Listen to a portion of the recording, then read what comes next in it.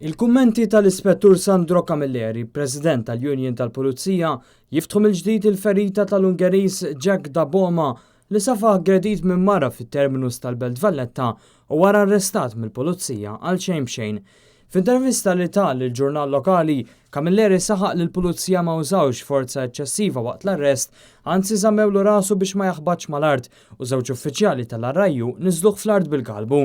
Kompla l-Ungeris dan bis 4 minuti u 40 sekonda arrestat qabel inħeles għaliex kien innoċenti. Imma f'kummenti lil Net News ġek sostna li hu innoċenti u vittma f'din l-istorja. It's sad to hear this. I'm sad to hear this. Do I deserve to be arrested for 1 second? The time, I mean, how long I was arrested for is not the question. The question is, I was arrested. Why? Ikkontesta wkoll il-fatt li ma ntużax il-forza, anzi qal li sofra minnu ġieħ f'daru għaliex wieħed mill-uffiċjali żammu fl-art billi poġġa rkobtu fuq daru.